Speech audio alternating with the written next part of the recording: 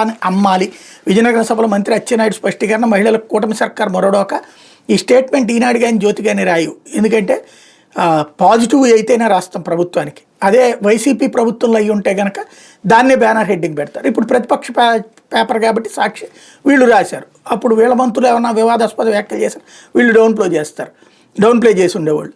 ఇప్పుడు మన దరిద్రం ఏంటంటే ఆంధ్రాకి పట్టిందల్లా రెండు పార్టీలకు అనుగుణంగా పత్రికలు తప్పించి నిజమైన వార్తలు రాయడం కాదు, అన్నీ చదువుకుని అందులో ఏది ప్రజలకు పనికొచ్చేదో ఏది కాదో జనం డిసైడ్ చేసుకోవాల్సి తప్పించి పేపర్లను నమ్మేటటువంటి పరిస్థితుల్లో జనం లేరు. ఇక్కడ నాడు ఇంటింటికి తిరిగారు, బాండ్లు రాసిచ్చారు, సూపర్ సిక్స్ కింద మేనిఫెస్టోలో కూడా పెట్టారు. తొలి ఏడాది 32,400 కోట్లు ఎగ్గొట్టారు. ఈ ఏడాదైనా ఇస్తారని ఆశగా ఎదురు చూస్తుంటే ఆంధ్ర నమ్మితే తప్ప ఇవ్వలేమని చేతులు ఎత్తేశారు. ఆడబిడ్డ నిధి కింద ఈ 13 నెలల్లో మహిళలు కోల్పోయింది 35,100 కోట్లు. ఆంధ్ర మహిళా లోకాన్ని దారుణంగా దగా చేసిన చంద్రబాబు ప్రభుత్వం ఏరు దాటాక తెప్ప తగలేసినట్టు ఇప్పుడు మోసపూరిత ప్రకటనలా. మరి ఎన్నికలప్పుడు తెలియదా ఆంధ్ర నమ్మాలని?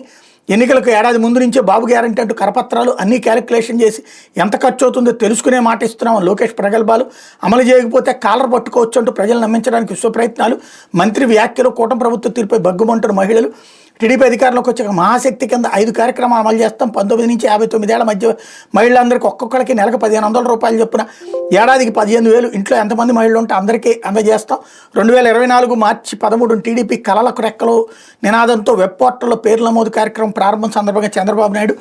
అలాగే ఆడవాళ్ళకు నెలకు 1,500 హామీని అమలు చేయాలంటే ఆంధ్రాని నమ్మాలి, అంత డబ్బు అవసరం ఉంది, ఏం చేయాలి, పథకం ఎలా అమలు చేయాలని ఆలోచన చేస్తూ చంద్రబాబు ముందుకెళ్తున్నారంటూ ఏరు దాటి ఆ కచ్చన్న ఇప్పుడు స్టేట్మెంట్ ఇచ్చారన్నట్టు వార్తని హైలైట్ చేశారు. లేకపోతే తాగునీరు తాకట్టు అంటూ మంచినీటి పథకాల నిర్మాణానికి నిధుల కోసం Jal Jeevan water supply corporation ఏర్పాటు.